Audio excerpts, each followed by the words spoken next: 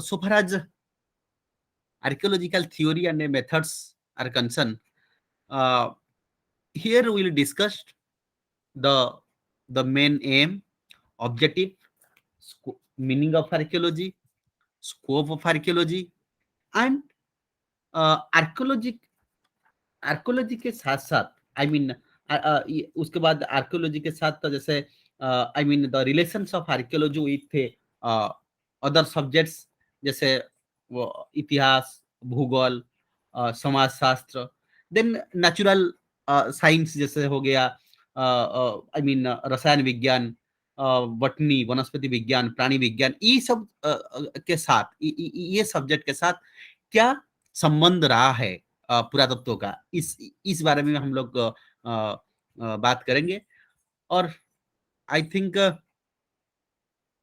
Very soon, 1 minute, बेटा light चला गया, जस्ट वेट, वो इन्वर्टर का प्लग दबा दो उसमें। चलो ठीक है। सो we will discuss all the things, then we also discussed I mean the history of archaeology, I mean पुरातत्व का विकास का इतिहास क्या रहा और कैसे ये जो पुरातत्व के सामने आया और उसके साथ ये जो इसका विकास कैसे रहा वर्ल्ड में, विश्व में और भारत में। और भारत में इतिहास जो पुरातत्व का इतिहास कैसे रहा, कैसे आई मीन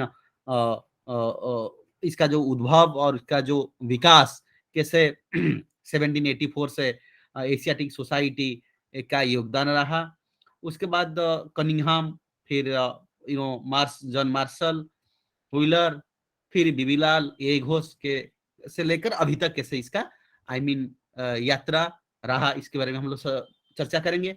उसके बाद जो आपका यूनिट 2 में जो है उसमें है कि आई मीन अन्वेषण, I mean exploration, what is exploration, अन्वेषण क्या है और कितने प्रकार का अन्वेषण होता है, I mean the types of exploration, जैसे एक्सीडेंटली डिस्कवरी, हाँ, देन साइंटिफिक डिस्कवरी, ये सब के बारे में हम चर्चा करेंगे। उसके बाद हम लोग चर्चा करेंगे एक्सप्लोरेशन के बाद उत्खनन, पुरातात्विक उत्खनन, और उत्खनन का कैसे प्रकार भेद है, I mean types of excavation, then इसका तरीका क्या है, आई मीन तरीका का कैसे विकास हुआ है, प्रारंभिक काल में, प्रारंभिक समय में कैसे उत्खनन कर रहे थे, अभी कैसे उत्खनन कर रहे हैं, इसका जो पद्धति और फिर कैसे उत्खनन करते हैं, जैसे हम लोग कोई स्थल को पहचान लिए, कैसे उत्खनन करेंगे, किन किन चीज को हमको ध्यान रखना पड़ेगा, और उत्खनन का विन्यास कैसे लेआउट करेंगे, हाँ, और ये सब चीज हम लोग करेंगे। फिर कौन सा औजार हम लोग मतलब यूज करेंगे। उसके बाद तो कैसे उत्खनन अलग-अलग जगह से अलग-अलग तरीके से उत्खनन होता है। जैसे नगर स्थल के लिए कौन-सा उत्खनन हम लोग अपनाएँगे, स्मशान घाट के लिए जैसे बरियाल साइट के लिए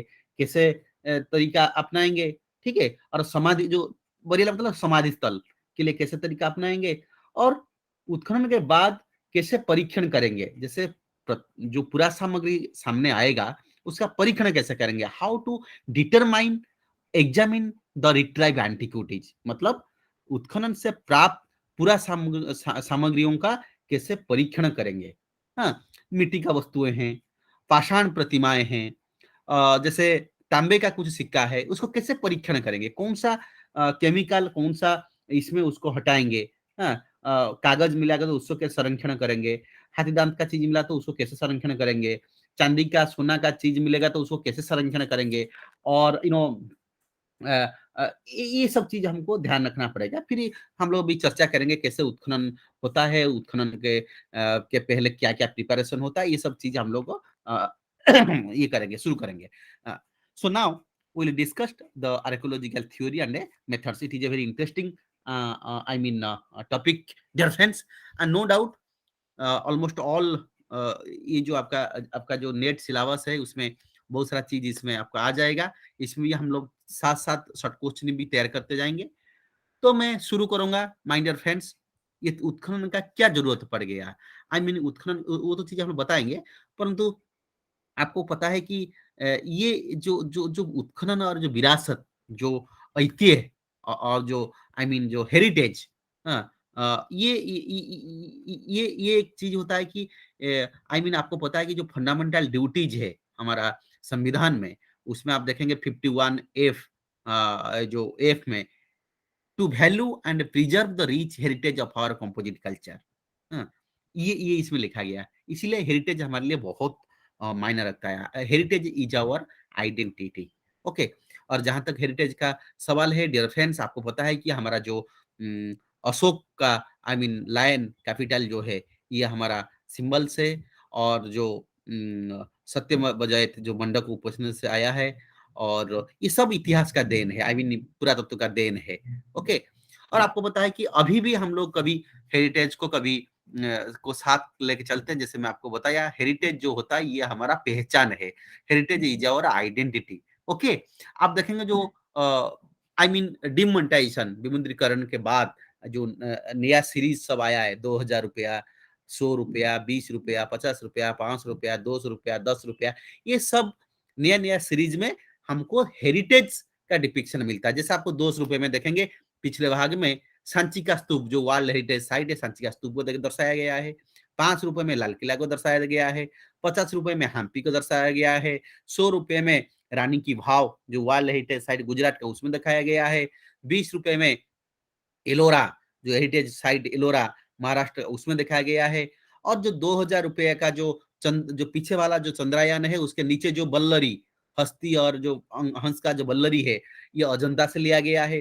तो कहीं ना कहीं पुरातत्व का महत्व बहुत ज्यादा है, और पुरातत्व और जो जो हेरिटेज है, ये हमारा आइडेंटिटी है। Okay. I am audible, is it visible ना dear friends? Yes, sir. Yes, sir. Yes, sir. Okay. And now come to our what is archaeology. Okay. जैसे मैंने बताया, ये जो archaeology, it derived the Greek word archaios means ancient and logos means discussion, means reason और science. Okay. कहने का तात्पर्य ये है कि ये जो मतलब जैसे हम मतलब जो पुरातत्व है, ये अंग्रेजी भाषा आर्कियोलॉजी मतलब जैसे मैं आपको बताया कि आर्कियोलोगस, आर्कियोलोगस मतलब ये दोनों शब्द से बना हुआ है। आई मीन ये ग्रीक वर्ड, आई मीन यूनानी शब्द है। आर्कियोस मीन्स और लोगस, आर्कियो मीन्स मतलब मतलब जिसका अर्थ होता है कि पुरातत्व ज्ञान, पुरातत्व विज्ञान। लेकिन आजकल पुरातत्व शब्द का उसके आई मीन जो शाब्दिक अर्थ से थोड़ा सा भिन्न है। ओके। आई मीन ये होता है archaeology. So the archaeology means, archaeology का मतलब होता है the study of human past through material remains. The basic difference, आप थोड़ा सा इसको ऐसे देख लीजिए, जैसे इतिहास बोलते हैं, इतिहास मतलब the study of human past, but archaeology मतलब study of human past through material remains. Material remains is the main item of archaeology. I mean, when we are talking something, we should give the evidences. So evidences means material culturalism। सब जैसे हम बात कर रहे हैं कि सिंधु घाटी सभ्यता से लोगों का केश विन्यास और जो वेशभूषा बहुत अच्छा था, इसका मतलब हमको क्या मिलना चाहिए? हमको उनका प्रमाण मिलना चाहिए, हमको एविडेंस मिलना चाहिए। एविडेंस किस प्रकार का? जैसे हम लोग बोलते हैं कि इनका एक मतलब बहुत लाफिडरी आर्ट, मतलब जो बीड्स बनाने का, माला बनने का, मतलब माला बहुत मिल रहा है ना, ये लोग बहुत तो सजावट कर रहे थे, इसका हमको हाथी दांत का बना हुआ कंघी मिल रहा है। तो आई मीन कह देने से कुछ नहीं होगा, कहने के साथ साथ आर्कियोलॉजी क्या करता है? एविडेंस, मटेरियल कल्चरलिज्म के ऊपर I mean it depends on the material culturalism। Okay. And archaeology and history, जैसे मैं आपको बताया था, हमारा जो इतिहास जो है, ये जनरली 3 भाग में हम लोग डिवाइड करते हैं। जो लिपि हमारे पास है, जो लिपि को हम लोग पढ़ पा रहे हैं, समझ पा रहे हैं, उसको इतिहास काल बोलते हैं, मतलब व्यापक रूप में। और जो काल में लिपि है और जो लिपि को हम लोग पढ़ नहीं पा रहे हैं, परंतु इतिहास इतिहास काल में जो है और वो काल में है, परंतु वो लिपि को हम पढ़ नहीं पा रहे हैं। जैसे प्रोटो हिस्ट्री, जैसे सिंधु घाटी सभ्यता और हड़प्पन सिविलाइजेशन, आई मीन जो हिस्टोरिकल, जैसे हिस्टोरिकल पीरियड में हमको उनका बिल्डिंग मिल रहा है, आई मीन उनका सब कुछ मिल रहा है, तो अंतर इतना है कि प्रोटो हिस्ट्री में, आदि इतिहास में, कभी हमको उनका लिपि हम लोग पढ़ नहीं पा रहे हैं। और जो दूसरा चीज है जहां लिपि का कोई ये नहीं है, मतलब लिपि का विकास और मतलब ये नहीं था, उसको बोलते हैं हम लोग आई मीन प्री हिस्ट्री। और आपको पता है कि जो प्री हिस्ट्री, प्रोटो हिस्ट्री और हिस्ट्री, प्रागैतिहासिक, आदिऐतिहासिक और इतिहास का जो इतना बड़ा काल है, सबसे ज्यादा हमको 99% जो चीज ये हमको 99% जो कालखंड है वो प्री हिस्ट्री का है। ओके, नाउ जैसे मैं बताया कि archaeology the study of past through material remains. So archaeology क्या करता है ना, archaeology deals with the study of human behaviour. ये सिर्फ खुदाई नहीं करता, उत्खनन नहीं करता, ये क्या करता है, ह्यूमन बिहेवियर को भी स्टडी करता है। कल्चरल चेंज, कहाँ संस्कृति का चेंज आ रहा है, कहाँ सांस्कृतिक परंपरा का चेंज आ रहा है, ये सब चीज हमको आई मीन ये इतिहास से प्राप्त होता है। सो जैसे आपको बताया कि कॉलिनी रेनफ्यू जो और पॉल भान लिखते हैं कि इनका मतलब since the aim of archaeology is the understanding of humankind, it is a humanistic discipline, Colin Renfrew और पॉल भान बोलते हैं। एंड प्री हिस्टोरिक मीन्स, जैसे मैं आपको बताया, prehistoric means the period of human beings before the beginning of the writing, जैसे palaeolithic, mesolithic, neolithic, chalcolithic. And historic means the period after the advent of writing और the period after the decipherment of the ancient scripts. Okay, so and there is no rigid time limit for archaeology. Archaeology का कोई ऐसे नहीं कि ये fix time है। And archaeology intends to study the life of the human beings in the prehistoric period, protohistoric period and historic period. Okay, ये archaeology का जो आई मीन स्कोप है, एरिया है, ये प्री हिस्ट्री का भी आएगा, प्रोटो हिस्ट्री का आएगा और हिस्टोरिकल पीरियड का आएगा। It deals pre history, proto history and historical period. And it और क्या करता है ना, ये deals with the material remains of the human beings. उस जमाने में जो जो इतिहास, प्रागैतिहासिक, आदि इतिहास काल में आदमी जो जो चीज छोड़ के गया है, उसको परीक्षण करके, उसको सही परीक्षण करके इसका पुनः आई मीन द हिस्टोरिकल को फिक्स करने के लिए ये आर्कियोलॉजी का एक बड़ा देन है। Okay, and the main M of archaeology is the study of a human past that depends our understanding of the world in a more meaningful and resourceful manner. Okay, and the study of human past means the study of a human behavior, cognitive system with a given social, political, cultural context. Okay, ये main focus होता है archaeology का। Archaeology का मतलब सिर्फ उत्खनन नहीं है, उत्खनन के साथ साथ समझना, उनका बिहेवियर को समझना, आदमी कैसे रह रहे थे, कहां से खाना खा रहे थे, उनका बिहेवियर पैटर्न को समझना, चीज को, उनको सामाजिक, राजनीतिक और सांस्कृतिक विकास के बारे में भी ये हमको जानकारी देता है। Okay, and then one of the important aspect of archaeology that is collection and interpretation. Collection मतलब क्या है, जैसे पुरातत्व में हम लोग क्या करते हैं, पूरा वस्तुओं को कलेक्शन करते हैं, तो इसका मेन काम है आर्कियोलॉजी का collection and interpretation. Collection means the collection and interpretation of the material remains are so important archaeological studies. पुरातत्व विज्ञान में, पुरातत्व ज्ञान में, पुरातत्व विषय में दो इंपॉर्टेंट चीज होता है, कलेक्शन एंड इंटरप्रिटेशन, मतलब संग्रहण करना और इसको इंटरप्रिट करना।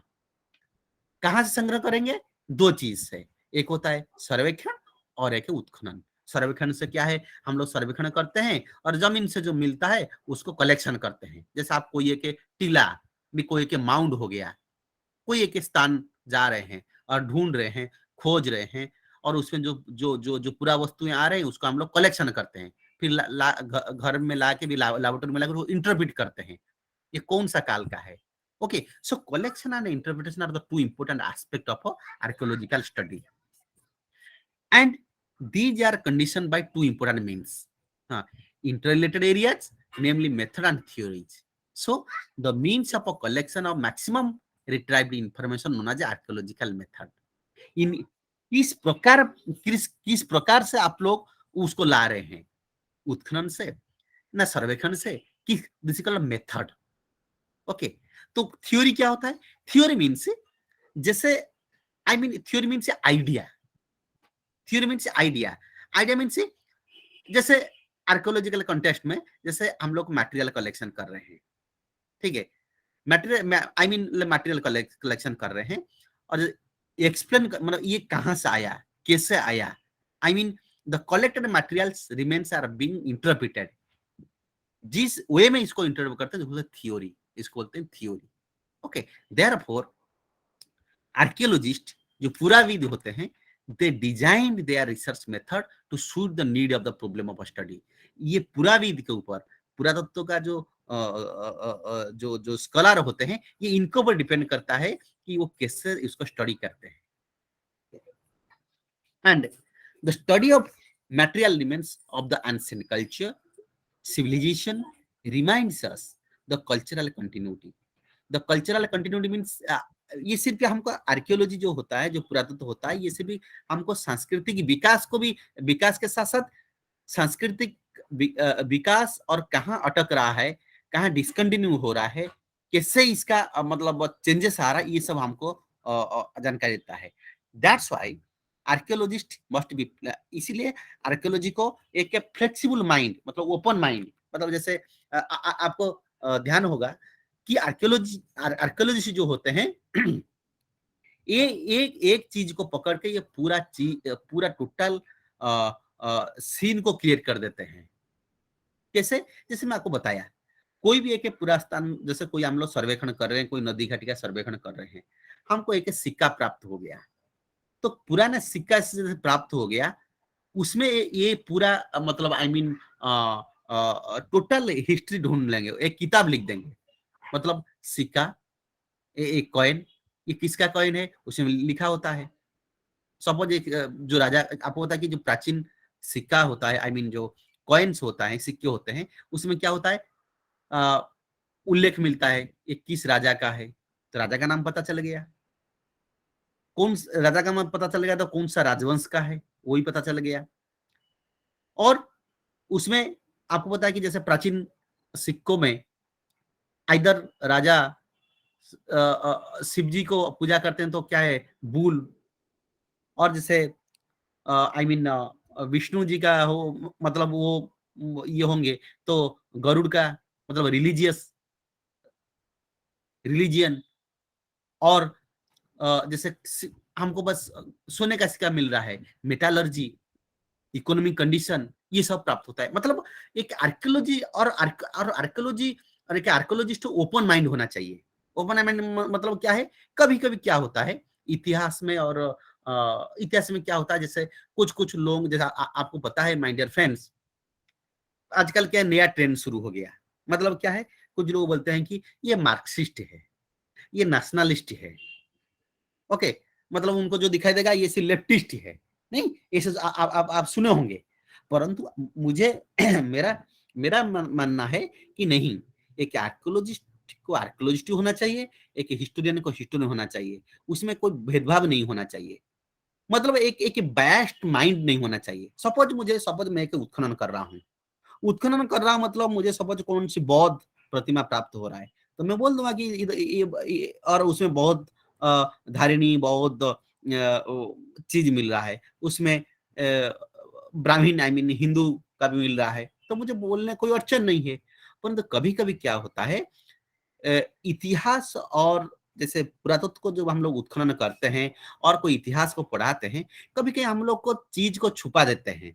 मतलब जब सपोज मैं एक हिंदू हूं तो मैं हिंदू को ज्यादा बढ़वा देता हूं और उसमें बुद्धिस्ट को कम बढ़वा देता हूं। नहीं, ऐसे नहीं होना चाहिए। Archaeologist must be flexible, open minded and respective in their approach. इसीलिए डियर फ्रेंड्स, और एक चीज को लेके पूरा इतिहास ढूंढ लेते हैं। दैट्स वाई आप यूके और लंदन में, यूके और अमेरिका में, आप और कुछ यूरोपियन कंट्री में 1970-80 में हुआ था कि ये जो सीआईडी होते हैं, जैसे कहीं खून खराब हो गया, ने कुछ चीज को पकड़ने के लिए they took the help of archaeologist. और आर्कियोलॉजी जैसे एक चीज को, जैसे जैसे सीआईडी और सीबीआई जैसे क्या है, एक चीज को एक चीज को पकड़ के पूरा पूरा सीनरी क्रिएट कर देते हैं कि जो कौन मारा क्या किया, वैसे ही आर्कियोलॉजी होते हैं. So in the foreign countries they can take the help of archaeology in various issues. Okay, so the archaeologist must have a physical strength and a mental ability to withstand the biological strain in the field of an intellectual strain in the analysis of the laboratory. तो सिर्फ इतना नहीं है, एक archaeologist को flexible mind, open mind, respective होना चाहिए. और क्या होना चाहिए? Physical strength. मतलब मैं ये नहीं बोल रहा हूँ पूरा मतलब गोल मोटुल ऐसे नहीं, पूरा हेल्दी नहीं, मतलब फिजिकल स्ट्रेंथ होना चाहिए. Because he or she must be spent maximum time in field. कभी बियाबान जंगल में, कभी पहाड़ी के ऊपर, कभी नदी घाटी में. ओके, मतलब फिजिकल स्ट्रेंथ होना चाहिए. मेंटल एबिलिटी मतलब डरना नहीं है, कुछ चीज मिल रहा है तो उसको जैसे क्या होता है, मेंटल एबिलिटी, मेंटल स्ट्रांग होना चाहिए चीज. बायोलॉजिकल स्ट्रेंथ, इंटेलेक्चुअल स्ट्रेस, मतलब नहीं जो मिला है उसका एनालिसिस करूंगा, मैं कहीं से बैस्ट नहीं हूंगा लैबोरेटरी में. Okay, so the duty of archaeologist is to तो आर्कियोलॉजिस्ट का ड्यूटी क्या होता है? आर्कियोलॉजिस्ट का ड्यूटी होता है to discover, document, decode, describe, discuss, determine, disseminate and declare. Okay, that's why known as a जो D man, archaeologist known as D man. D मतलब discover, document, decode, describe, discuss, determine, disseminate and last को declare करे result. ये कौन सा काल का है, इसका उद्भव कैसा आया, लास्ट को. Okay, so the duty of archaeologist. Now हम लोग, मैं आपको थोड़ा सा समझा दिया क्या है. अभी हमको मेन पॉइंट को आएगा, definition and scope. Okay, now जैसे हम लोग डेफिनेशन स्कोप को डियर फ्रेंड्स हम लोग डिस्कशन करेंगे. अभी ये चीज को थोड़ा सा हम लोग पढ़ेंगे. आई मीन आपको पता है कि जैसे मैं आपको बताया कि यूनानी शब्द से आया है, आई मीन आर्कियोलॉगोस से. एंड माय डियर फ्रेंड्स, ये जो पुरातत्व होता है, आर्कियोलॉजी होता है, इट इज ए साइंस, एक विज्ञान है. हम लोग बाद में पढ़ेंगे इसका क्या संबंध रहा कौन सा ये के साथ. Okay, so archaeology is a science involving the study of a human past through material elements, and archaeology is the study of human behavior, cognitive system. ये सब चीज का हम लोग स्टडी करते हैं, जैसे मैं आपको बताया.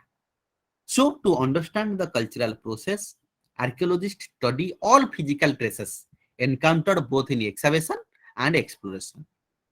और क्या होता है, और ये एक्सप्लोरेशन जो उत्खनन और सर्वेक्षण हम लोग करते हैं, इसमें क्या है, हमको जो चीज मिलता है, जैसे उत्खनन से हमको मुद्रा मिल रहा है, अभिलेख मिल रहा है, माला मिल रहा है, इसको हम लोग इसको ये करते हैं, क्या करते हैं, उसमें बहुत वी कैन आज मतलब ये क्या है, दो चीजें मिलता है. एक होता है मूवेबल, एक होता है इमूवेबल. एंड मूवेबल ऑब्जेक्ट्स क्या बोलते हैं, टैंजिबल, और एक इंटैंजिबल एविडेंस. टैंजिबल एविडेंस मतलब जिसको हम देख पा रहे हैं, छू पा रहे हैं, उसको टैंजिबल. इंटैंजिबल मतलब हम लोग महसूस कर पा रहे हैं पर देख नहीं पा रहे हैं. जैसे हम लोग भगवद गीता को बोलते हैं, कोई चीज बोलते हैं, मतलब हम लोग को महसूस कर पा रहे हैं. इंटैंजिबल, लोक कथा, लोक परंपरा, वो होता है इंटैंजिबल. ओके, कोई बोला है कि उस जमाने में वैदिक लेटर वैदिक पीरियड में जैसे वेद उच्चारण हो रहा था, कैसे कंपन हो रहा था, मतलब हम महसूस कर पा रहे हैं, देख नहीं पा रहे हैं. Okay, this is intangible.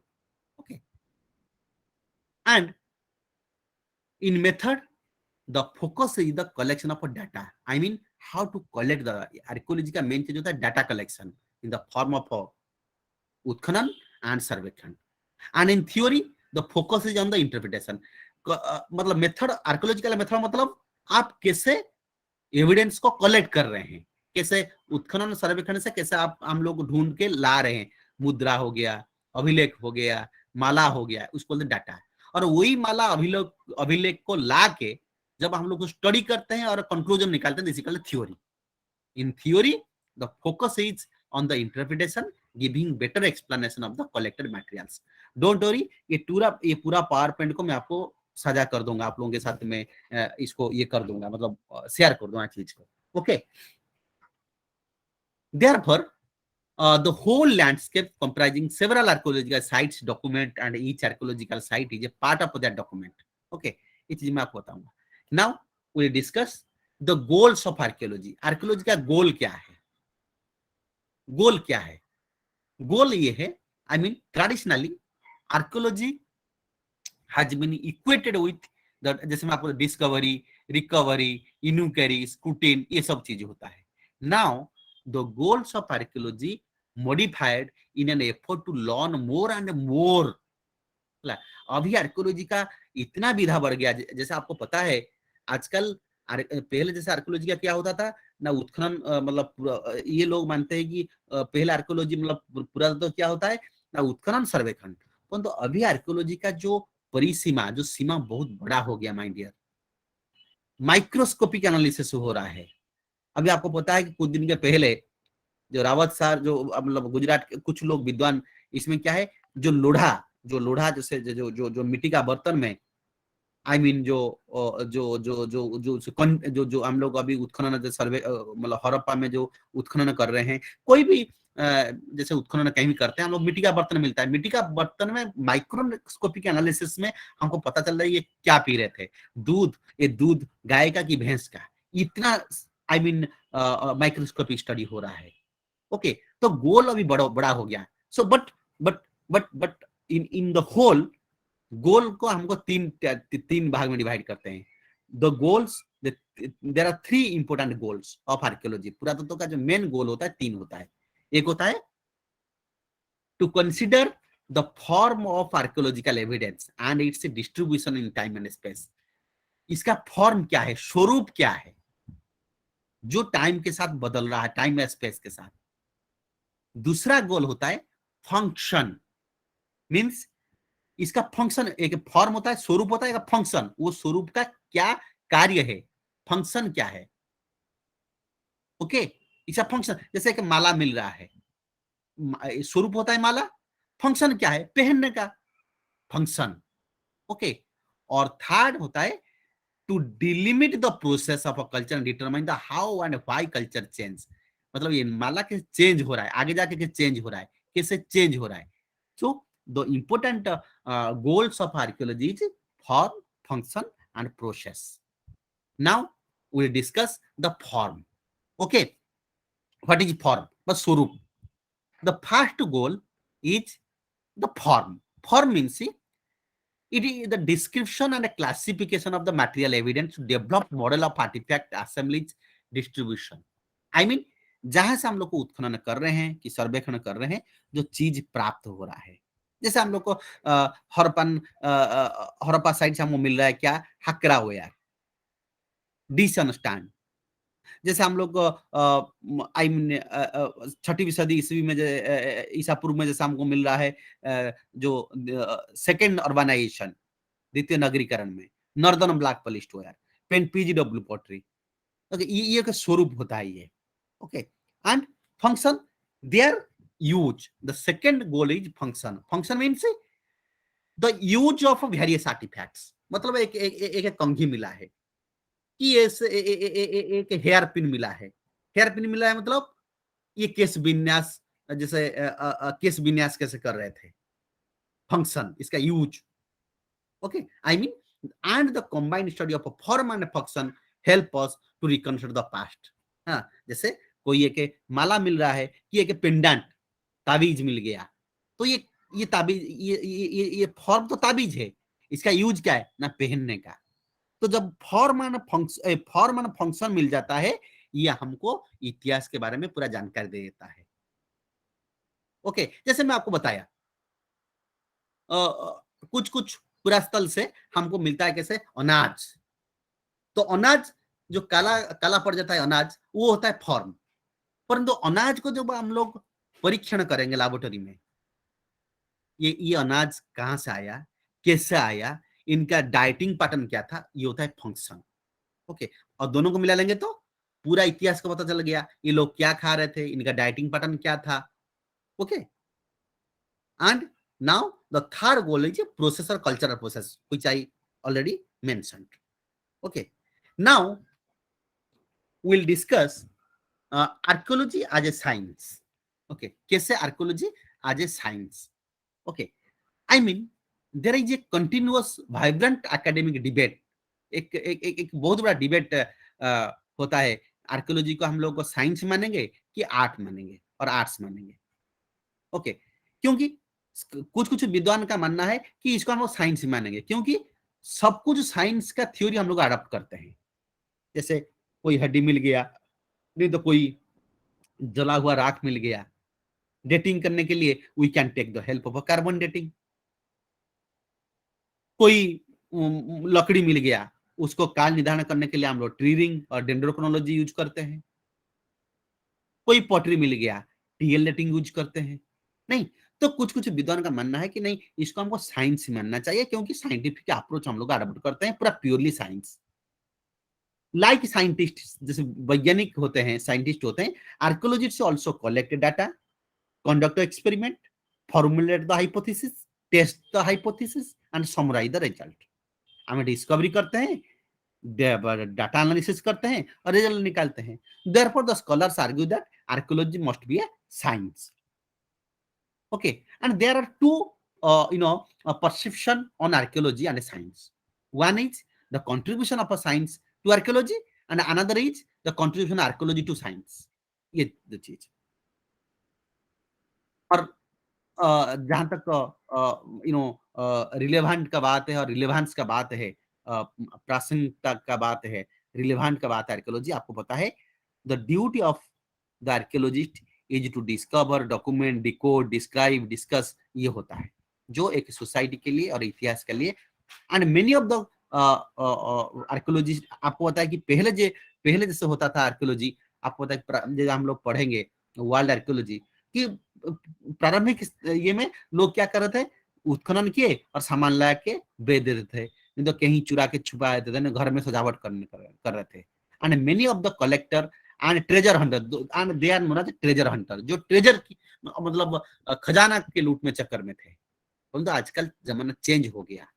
I mean now archaeology gives us a new shape to reconstruct the history. Okay, so dear friend, अभी पढ़ेंगे पुरातत्व में कुछ कुछ जो जो जो जो जो शब्दावली, कुछ कुछ टर्म यूज हम लोग करते हैं. वैसे तो हम लोग अभी बहुत सारा टर्म यूज करेंगे. आर्कियोलॉजी में I mean various term and concepts are used in archaeology. जैसे archaeological site, tell, mount, site formation, ये सब चीज हम लोग यूज करते हैं. देन लेयर, स्ट्रैटिग्राफी, मैं चर्चा करूंगा इसके बारे में. स्तर क्या होता है, स्तरीकरण क्या होता है, आर्टिफैक्ट क्या होता है, फीचर क्या होता है, इकोफैक्ट क्या होता है, असेंबलेज क्या होता है, इंडस्ट्री क्या होता है, culture. These are the main terms generally we use in archaeology. क्या? Mount, site, layer, stratigraphy, artifact, feature, assemblage, industry, culture, tool. These are the some important items, terms frequently we use in archaeology. पुरातत्व में ये शब्द हम लोग use करते हैं. Okay, now will discuss the archaeological site. Site होता है क्या है? ओके, साइट ये होता है, I mean the site means जो स्थान से कुछ गतिविधि, कुछ कुछ प्राचीन आदमियों का गतिविधि से मतलब जुड़ना. ये place I mean gives the sign of a human activity. कैसे हमको पता चलेगा? एक ऐसे स्थान जो प्राचीन समय से लोग से लगा मतलब जुड़ा हुआ हो. जैसे मैं आपको बता रहा हूँ, कोई नदी घाटी को जाएंगे, हमको उधर कुछ टूल्स, औजार मिलेगा. औजार मिलेगा तो 100% ये साइट है, क्योंकि आदि मानव लोगों के साथ जुड़ा हुआ है. कोई एक साइड से हमको सिक्का मिल गया, मतलब इतिहास काल से जुड़ा हुआ है. That's why I mention, I mean any trace of human activity, artifact, feature, ecofact known as archaeological site. और ये जो आर्कियोलॉजिकल साइट ये अनेक प्रकार के होते हैं. जैसे क्या है? बसाहट स्थल, हैबिटेशन साइट, बरियल साइट जो स्मशान घाट होता है, और मैन्युफैक्चर साइट जहां मैन्युफैक्चर बनता है, factory site. So there are various type of sites. Then आते हैं लेयर एंड स्ट्रैटिग्राफी. आपको पता है कि ये दो प्रकार का लेयर माय डियर होते हैं। There are two type of layers. एक होता है जियोलॉजिकल लेयर, जियोलॉजी का लेयर, और एक होता है archaeological layer. The base geological layer, जैसे मैं बता रहा भूतत्व विज्ञान, जैसे जैसे भौतिक, और आई डोंट नो क्या है जियोलॉजी का, आई थिंक भूतत्व, ओके। एंड आर्कियोलॉजिकल पुरातत्व लेयर, जैसे कोई कोई चीज नेचुरली, मतलब नेचुरली प्राकृतिक रूप में वो बना, जैसे कोई पहाड़ बना है, कोई हिल का फॉर्मेशन हुआ है, the naturally form sediment known as a geological layer, उसको कोई आदमी नहीं बनाया है, परंतु वही पहाड़ के ऊपर, जैसे कोई पहाड़ बना है, कोई हिल बना है, वो तो प्राकृतिक रूप में बना है ना, उसमें आदमी आदमी का कोई इंटरफेरेंस नहीं है, तो उसको बोलते हैं जियोलॉजिकल लेयर। परंतु वही पहाड़ी के ऊपर कोई आदमी, जैसे प्रागैतिहासिक काल में हो कि सिंधु घाटी सभ्यता में हो, कोई इतिहास काल में हो, वही पहाड़ के ऊपर कोई लोग रहते रहते सपोज उसमें कुछ लेयर बन गया, उसको बोलते हैं archaeological layer, means the intervention of the man, okay. And stratigraphy is, what is stratigraphy? Stratigraphy is the study of stratification, and it is the one of the important contribution of geology to archaeology. Archaeology के geology का बहुत बड़ा then है archaeology को। Stratigraphy होता है geology का बहुत बड़ा contribution, and the interpretation of horizontal layer that form the deposit of a site over time. Okay, so this is the known as stratigraphy. And static refill method क्या होता है ना? स्टैटिक रेफिल मेथड होता है removal of the soil by reverse order, एक के बाद एक लेयर को हटाने के लिए स्टैटिग्राफिकल हम लोग मानते हैं, stratigraphical I mean order, okay. देखिए, ये होता है geological layer, means the natural form hill. हाँ, मैं बाद में उसको पढ़ाऊंगा, टर्शियरी क्या होता है, लोअर क्रिस्टनिक क्या होता है, होता है, ये होता है the geological layer, okay. This is called geological layer. This is the archaeological layer. देखिए, ये हम लोग एक उत्खनन किए हैं, एक कुषाण और मोरियन साइड का जो हमने खुदाई किया था, इसमें देखिए ये होता है माउंटेन हिल रीजन का लेयर होता है, फॉर्मेशंस। ये देखिए, ये क्या है? कोई साइड से इतिहास काल में लोग जब बसे हुए थे, उसमें उनके द्वारा किया गया जो जो बसाहट, उसमें जो क्रिएशन हुआ है layer, this is called archaeological layer, okay. और हमेशा मैं आपको जब मैं उत्खनन पढ़ाऊंगा तब बताऊंगा कि हम लोग को how to mark the layer, mark always the layers are marking from top to bottom, but जब कल्चरल सीक्वेंस ड्रॉ करते हैं, बॉटम बॉटम टू टॉप आते हैं, ठीक है। जैसे लेयर मार्क करते हैं हम लोग, ऊपर से नीचे तक खुदाई करते हैं, मतलब ऊपर से नीचे तक हम लोग को उसको मार्क करते हैं, पर जब हम लोग लेयर शुरू करते हैं, कब कब से ये काल आया है, कब से ये इधर लोग बसने लगे, तब हम नीचे से ऊपर तक काउंट करते हैं, ओके। जैसे मैं आपको बताया, ये this is the you know this the law of stratification. हाँ, जितना पुराना होगा, सबसे पुराना वाला लेयर सबसे पुराना होगा, सबसे नीचे वाला लेयर सबसे पुराना होगा, सबसे ऊपर वाला लेयर नया होगा, ओके। मतलब सबसे नीचे वाला लेयर जो है सबसे पुराना होगा। हाँ, जैसे हम लोग पेपर मंगाते हैं घर में, तो पेपर लाए, पढ़ लिए, आज का पेपर रख दिए, दूसरा दिन का पेपर रख दिए, तीसरा दिन का पेपर रख दिए, तो 2 साल के बाद मैं बोलूंगी सबसे पुराना पेपर लाओ, तो आप कहां से निकालोगे? सबसे नीचे से। तो सबसे नीचे नीचे जो होगा सबसे पुराना, सबसे ऊपर जो होगा सबसे नया। This is the method actually archaeological layer. और ये जो है, इसके बारे में बाद में चर्चा करूंगा, ये पीड क्या होता है, डॉम्प क्या होता है, will discuss later on, okay. और स्केल क्या होता है, जो स्केल लगा है, ये जो आदमी खड़ा है, इसको कौन सा स्केल बोलते हैं? Human scale. और ये कौन सा है? Measurement scale. Will discuss later on, okay. Now और ये आर्कियोलॉजी में जब हम लोग कोई भी सर्वेक्षण की उत्खनन हम लोग करते हैं, जनरली डियर फ्रेंड्स, हमको दो चीज कुछ कुछ चीज हमको मिलता है, जैसे हम लोग अभी बात करेंगे, कुछ कुछ टर्मिनोलॉजी हम लोग यूज करते हैं, जैसे बोलते हैं एंटीक्विटी, नहीं, एंटीक्विटी, कुछ कभी कभी कुछ बोलते हैं कि artefacts. Then some scholars they give term feature, ecofact. तो first you should clear the what is antiquity, what is artefacts, what is antiquity. पूरा वस्तु क्या है? Antiquity means antiquity means any object, any historical और archaeological object जिसको 100 साल पुराना, जो 100 साल पुराना हो गया, उसको हम एंटीक्विटी बोलते हैं। जैसे कोई भी चीज जो 100 साल पुराना हो उसको एंटीक्विटी बोलते हैं। परंतु कोई पाम लीफ हो गया, कोई कागज का काम हो गया, उसको 75 ईयर्स मानते हैं। हाँ, कोई भी चीज जो 100 साल पुराना हो उसका हम एंटीक्विटी बोलते हैं। परंतु in the case of a palm leaf, ताड़पत्र, नहीं तो भोजपत्र, नहीं तो कोई कागज का टुकड़ा जो 75 ईयर्स ओल्ड होगा, तो उसको एंटीक्विटी का हम लोग मानेंगे पूरा वस्तु। देन जब हम लोग उत्खनन करते हैं डियर फ्रेंड्स, उसमें हम लोग को जो पूरा वस्तु मिलता है उसमें 3 भाग में डिवाइड करते हैं। एक होता है आर्टिफैक्ट, एक होता है फीचर, एक होता है इकोफैक्ट। आर्टिफैक्ट क्या होता है? आर्टिफैक्ट मतलब याद रखिए, आर्टिफैक्ट मतलब क्या है?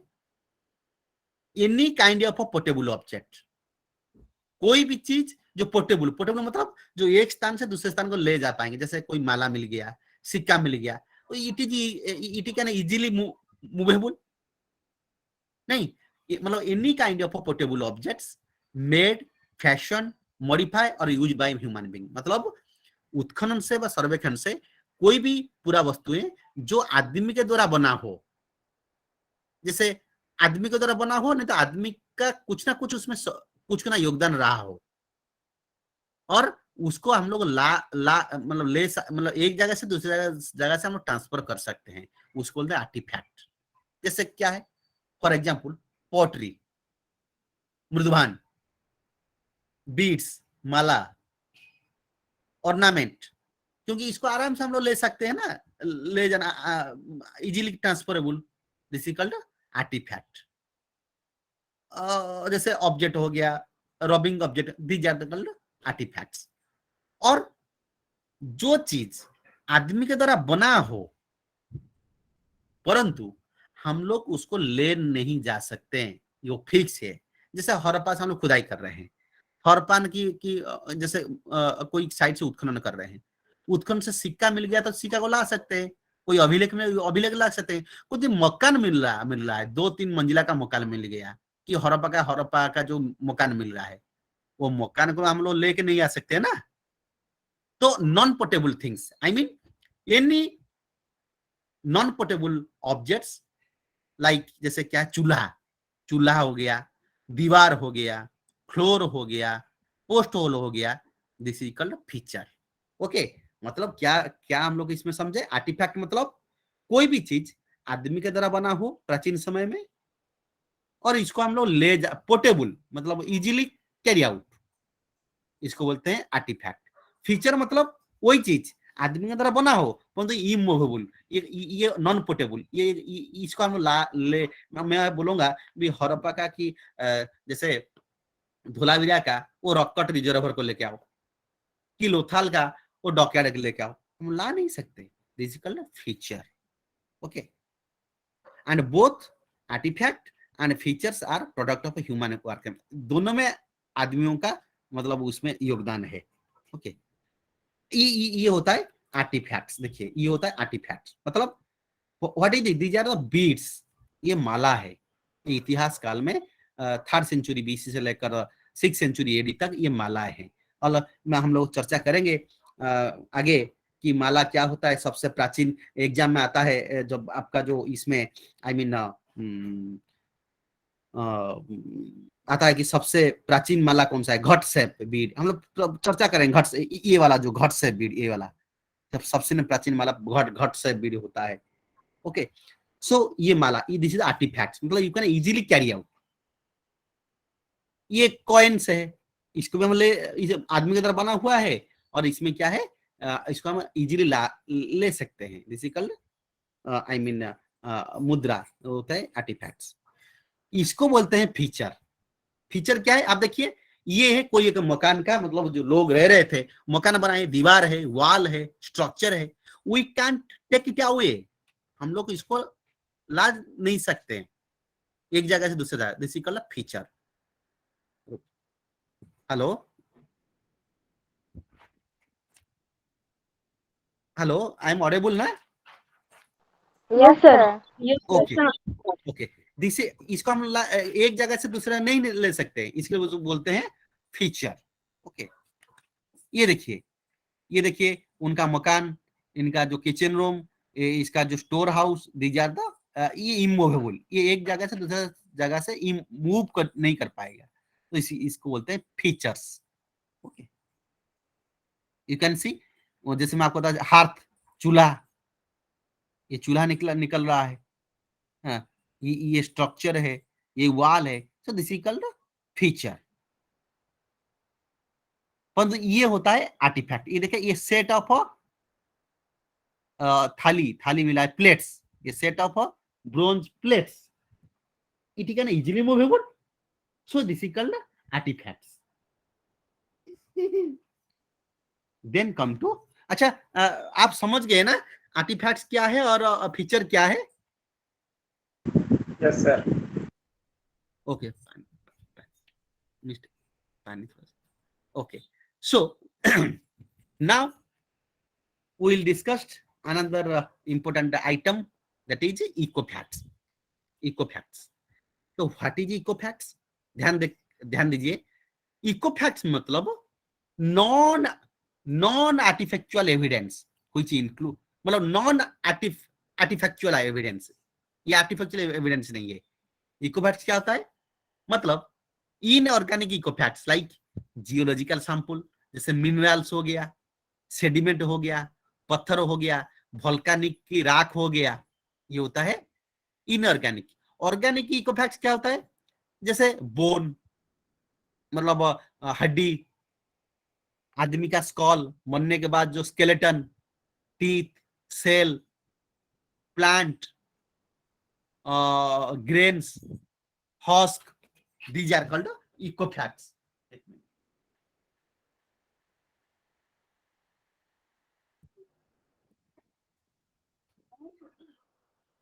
Okay, I mean इकोफैक्ट्स मतलब नॉन आर्टिफैक्चुअल एविडेंस, और ये इनऑर्गेनिक होता है और ऑर्गेनिक होता है। अच्छा, कभी कभी आपके मन में प्रश्न होता है कि सर ये ऑर्गेनिक क्या होता है, इनऑर्गेनिक होता है? और इनऑर्गेनिक मतलब आप इतना समझ लीजिए, मैं और साइंटिफिक टर्म यूज, मतलब साइंटिफिक नहीं समझ, मतलब आपको नहीं, अगर फिर वो ज्यादा हो जाएगा। इनऑर्गेनिक मतलब, और जैसे हम लोग बोलते हैं कि हम लोग कार्बन डेटिंग करते हैं, नहीं, सिर्फ डेटिंग, कार्बन डेटिंग करते हैं। कार्बन डेटिंग किसमें होता है? ऑर्गेनिक मटेरियल में। तो व्हाट इज ऑर्गेनिक मटेरियल? ये फिजिक्स का एक बड़ा बड़ा देन है, केमिस्ट्री और फिजिक्स का, और जो कार्बन डेटिंग करते हैं, कैसे सूर्य का रश्मि पड़ रहा है पौधे के ऊपर, पौधा को बकरा की बकरी खा रही है, बकरा बकरी को हम लोग खा रहे हैं, फिर उसमें कैसे मरने, फिर आदमी मरने के बाद उसे कितना डिके होता है, ये तो मैं आपको पढ़ाऊंगा जब डेटिंग में।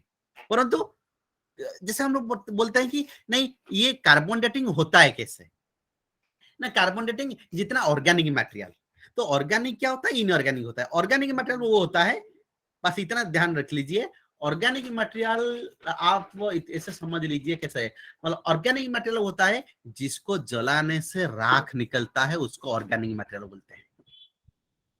जिसको जलाने से, वुड हो गया, धान हो गया, पौधा हो गया, जो चीज को जलाने से, और हड्डी हो गया, जिसको जलाने से राख निकलता है, इसको बोलते हैं ऑर्गेनिक। और इनऑर्गेनिक मतलब पत्थर, minerals, sediments, stones. Okay, so this is called organic. So these are the ecofacts, मतलब volcanic ash, plant, wood, teeth, cell, bone, these are the ecofacts. Okay, I think these are the some important items.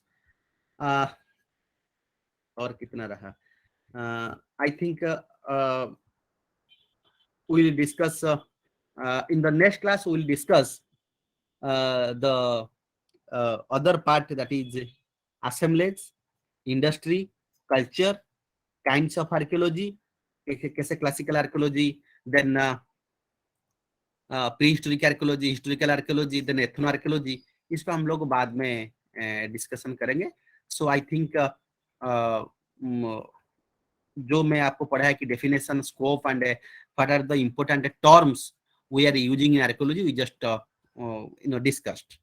और उसके next class में हम लोग पढ़ेंगे what is assemblage, industries और पुरातत्व के साथ जो दूसरे विज्ञान के साथ क्या संबंध है, उसके बाद में हम लोग पढ़ेंगे नूतत्व का क्या संबंध है, समाज शास्त्र का क्या संबंध है, और जो जैसे हमारा जो नेचुरल साइंस जैसे हो गया भूतत्व विज्ञान का, जैसे मैं आपको बताया कि स्तरीकरण, I mean law of stratification, और भौतिक विज्ञान का क्या संबंध है, रसायन विज्ञान का क्या संबंध है, जैसे कोई हम उत्खनन करने से जैसे कोई सिक्का मिल रहा है, तांबे का सिक्का, इसको कैसे कौन सा केमिकल लगा के उसको निकालेंगे पाटीना। हाँ, वनस्पति विज्ञान का क्या है, बॉटनी का क्या ये है, हाँ, और प्राणी विज्ञान का क्या है, जूलॉजी का क्या है, ये सब चीज हम लोग को नेक्स्ट क्लास में पढ़ेंगे। और एक पुरातत्व विज्ञान का व पुरातत्व का जो इतिहास कैसे आया, will discuss in the next class.